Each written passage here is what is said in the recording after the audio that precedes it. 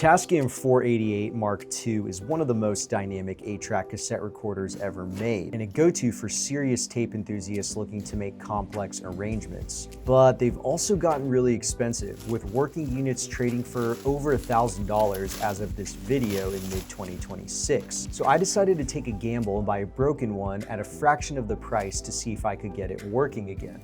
First thing to test is the mixer section. I'm checking all the inputs, listening to see if they are taking signal, then also testing EQ, panning, and the assign functions. Some of the pots sound a bit dirty, but I'll deal with that later. Now I'm getting ready to open the unit. I'm gonna remove all the knobs and faders so I can get in there and clean eventually. Now, the seller mentioned that the tape transport wasn't working, so I'm not gonna bother testing that until I remove it and see if I can find the problem. I'm now removing the housing that covers the gear mechanisms which control the playback and record heads on the tape transport. I notice immediately that gear C is broken, which is pretty common on these units.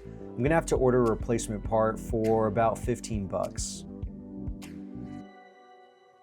Took a couple days for the part to arrive, but now I'm back at it.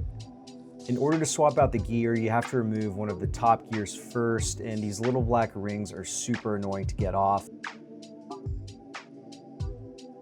Everything fits into place. I'm really hoping this fixes it. Now I'm gonna reassemble the tape transport and fix it back to the chassis.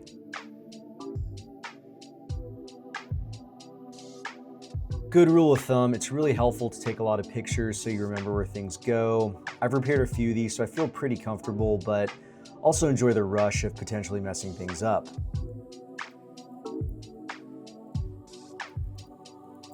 Now that the unit is back, I'm going to spray every single pot with Deoxit D5 and work the knobs. This helps eliminate rust and scratchiness. I'm also going to spray the faders with Deoxit F5 for the same reason. Now I'm wiping the face with isopropyl alcohol to get rid of any deoxit residue and dust. I pop into test tape and everything seems to be working. Now we put all the knobs back on. And the faders.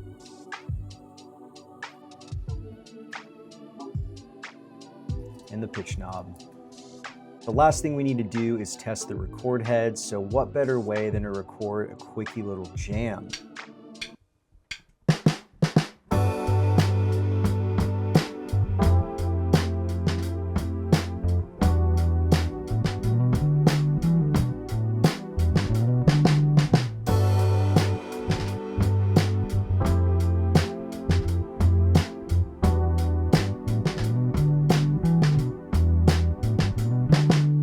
So I was lucky enough this time to get this unit working again, and I easily saved $700 to $800 versus buying a fully functional unit. I hope this video inspired you to potentially repair your own tape machine if you can't afford one that works. Now I will say that things don't always turn out this easily, and I've certainly had my fair share of duds or machines that I wasn't able to get working again. So similar to placing a sports bet or gambling on a prediction site, you have to be somewhat content with potentially losing your money. That's why it's super important to do your research, ask the seller as many questions as possible to determine whether or not these are easy fixes or things that might require professional work. I hope this video was helpful. If you guys would like to see more content like this, please leave a comment below. Be sure to like this video and subscribe to my channel. Thank you so much for watching.